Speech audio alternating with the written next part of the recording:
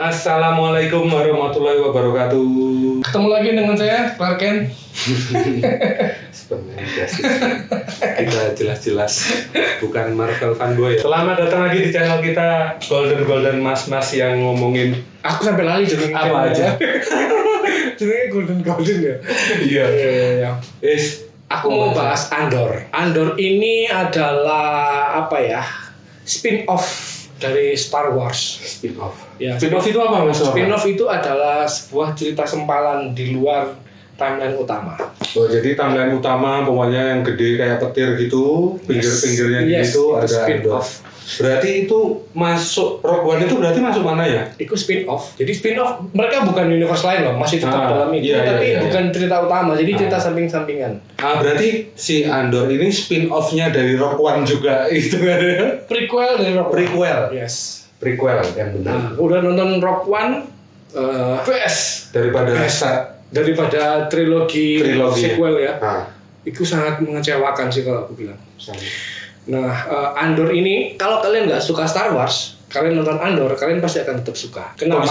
Kenapa? Karena tidak terlalu banyak unsur Star Wars di dalamnya. Kita kalau bayangin Star Wars, kalau bayangin Satria Jedi pakai pedang lightsaber yang ada yang musuhnya pasti dark dan berlawan dark side. Tapi di Andor tuh nggak ada sama sekali, atau mungkin belum muncul sampai kemarin episode berapa? Dia membahas bagaimana kamu hidup di zaman kekuasaan Empire. Yes.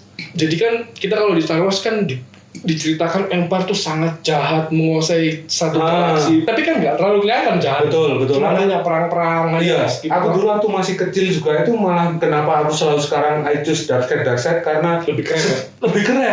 Star Trooper ya kan. Stormtrooper. Habis itu siapa sih yang nggak seneng anak kecil diliatin Darth Vader gitu kan? Yes. Lebih menarik, lebih menjual. Mainannya pun yang ku beli pasti pesawatnya si Stormtrooper dan kawan-kawan. Yes. Ternyata di Andor ini itu semua nggak ada. Andor ini menceritakan menceritakan orang-orang yang tertindas ini, mereka memulai perlawanan rebellion itu loh, melawan Empire. Ini adalah awal startnya. Jadi ini mungkin sekitar 10 tahun atau berapa tahun setelah si Kaisar Palpatine itu berkuasa, dia menindas semua orang dan mereka satu persatu mulai muncul, bikin pergerakan sembunyi-sembunyi di mana-mana. Nah, Andor ini katanya kalau nggak salah 12 episode ya. Sekarang baru 10. 5 episode pertama tuh lambat. Ini tentang apa sih? Aku gak paham. Tapi setelah itu, Masya Allah, itu semua genre itu ada. Ada political thriller, ada genre heist. Kamu tahu heist movie? Heist movie itu adalah cerita tentang mencuri-mencuri gitu lah. Orang bikin rencana mencuri. Money heist dan kawan-kawan. Ocean 11. Yes, kayak gitu. Terus ada unsur, apanya lagi? Ada unsur spy-nya, ada unsur strategi, ada unsur LGBT titik. Tetap ya itu kayaknya wajib di dunia Hollywood sekarang tuh harus disuntikan pesanan dari yang terhormat Illuminati. Di Andor ini diceritakan seorang tokoh namanya Cassian Andor.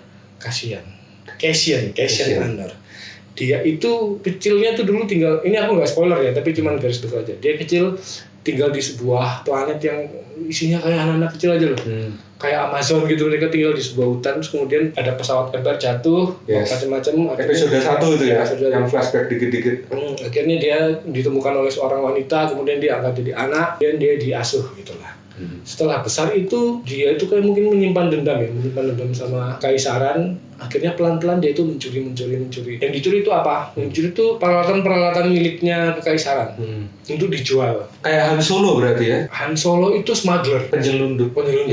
Jadi nggak nyolong. Kalau Andor ini memang pencuri, dia nyuri, dia jual. Kemudian ada seorang tokoh yang membuat revolusi, yang membuat pemberontakan. Jadi gini, di situ tuh banyak faksi-faksi pemberontak, tapi mereka ini belum bersatu. Jadi si orang ini dia ngajak Andor, kamu ikut aku aja. Daripada kamu nyolong-nyolong gini, cuma dapat duit, apa artinya gitu? Kita galaksi kita sekarang ditindas gini. Nah, gitu lah. Akhirnya Andor itu bergabung sama orang itu. Setelah itu dia heist, dia mencuri apanya kaisar macam-macam, kemudian secara nggak sengaja dia ditangkap, ditaruh di penjara. Nah, penjara itu asik bro, penjara paling serem yang pernah aku lihat di dalam film itu penjara itu. Jadi kamu pernah nonton Shawshank Redemption apa enggak? Itu film terbaik. Shawshank Redemption. Film terbaik sepanjang zaman menurutku. Tentang kehidupan di penjara, sadis banget di penjara. Di Andor ini menurutku lebih sadis lagi. Kenapa? Penjaranya itu mereka nggak boleh pakai sepatu, lantainya disetrum. Anjing. Jadi kalau kamu macam-macam, buyar. Semua orang kena. Aku pikir disetrum terus. Enggak, semua orang kena. Jadi kalau kamu satu buat kesalahan, semua orang 5.000 orang itu semua bukan mati. Mereka disetrum sampai dan mereka di situ dipaksa untuk kerja. Kerja paksa yang mereka harus menyelesaikan pekerjaan. Kalau pekerjaanmu gak sesuai target, kamu disetrum. Kesetrum semua dong? Setrum, ya tim itu tok. Tim itu. Akhirnya bagaimana caranya dia meloloskan diri si Andor ini dengan pakai otaknya yang cerdas, bagaimana caranya meloloskan. Nah itu menurutku ada lagi itu, kamu tahu serial Prison Break? Ya kayak gitulah, bagaimana caranya kamu lari dari penjara. Keren, sampai seri 10 ini belum ada Jedi yang muncul, belum ada tarung pedang-pedang. Tapi mereka tahu kan ada Jedi gitu? Nggak pernah dibahas. Tapi belum tentu mereka nggak tahu. Masalahnya pada saat itu Jedi sudah hilang semua. Iya sih. Ya kan? Udah dikejar-kejar oleh Darth Vader. Iya, udah dimusnahkan yang di film itu mungkin ya. Yes. Yang di film apa? Yang ketiga. Revenge of the Sith. Nah, jadi Jedi sudah dalam pelarian mereka menyembunyikan diri. Menurut rumor sih akan ada Jedi satu yang muncul. Tapi entah siapa yang muncul. Saat ini Luke masih remaja, belum jadi Jedi. Di timeline-nya dia. Ya. Mas, ini yang Andor dulu baru Rogue One kan ya? Yes, Andor dulu baru Rogue One. Jadi berarti ya kita harusnya udah tahu ya akhir perjalanan hidup si Andor ini bagaimana. Tapi dalam span berapa tahun itu kita akan mengetahui betapa hebatnya Andor. Jadi apa yang ditunjukkan? Manusia biasa pun bisa jadi pahlawan dalam Star Wars. Yes. Gitu. Perlu harus Jedi. Gak perlu harus Jedi, gak perlu kamu harus bisa tarung pedang. Cuma pakai akal kamu bisa melawan kekaisaran. Gak melulu harus perempuan juga ya. Kalau perempuan asik tapi jangan dipaksain gitu loh. Ya, keadilan sosial yang social justice itu, dan ini termasuk bukan hanya kami berdua ya, ternyata ini adalah isu yang dirasakan oleh penggemar film juga di seluruh dunia. Karena kan sekarang feminisme third wave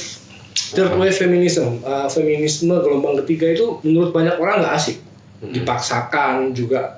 Apa ya, minta, ya kita bahas politik sedikit lah. Perempuan minta persamaan hak, persamaan, semua harus equal. Oke, kalau katanya Dave Chappelle komedian, bayangkan kalau LeBron James, aku pengen jadi cewek, ya kan? Gak ada bagus-bagusnya. Dia harus berarti ikut WNBA dong berarti. Iya. Dia nyetak 800 poin itu masuk. Nah, ya kan? Bagaimanapun nggak iso disamakan itu. Itu adalah. Jangan di. Nggak apa-apa. Nanti kita buat episode berikutnya. Oke. Yang mengangkat. Nanti aja. Oke, mengangkat. Andor. Okay. Kesimpulan. Sampai episode berapa Mas? 10 nungguin banget ya yang kalau Andor dia. Yes, soalnya udah asik. Oh, siap. Nah, di Andor tuh pahlawan perempuannya juga ada dan tidak dipaksain dia tahu-tahu begini. Yang terjadi sekarang di Hollywood itu adalah cewek tahu-tahu jago, tanpa belajar, tanpa apa, tahu-tahu jago. Kayak di Star Wars ada Rey, ya kan, tahu-tahu jago. Kalau di Hawkeye ada si Hawkeye yang cewek, tahu-tahu dia udah sakti banget, bisa panah-panah.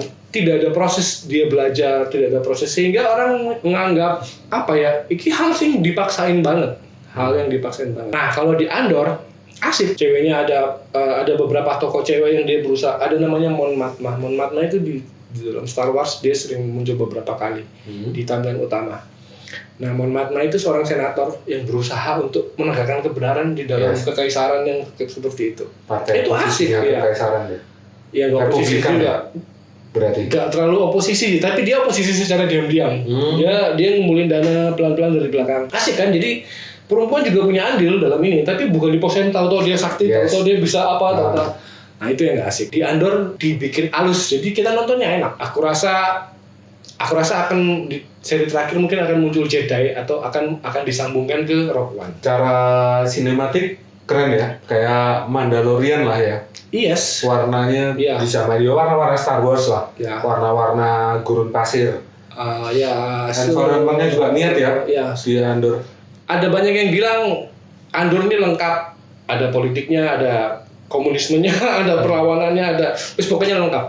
Kamu harus nonton. Tapi 5 episode pertama tuh boring. Harus ditahan dulu.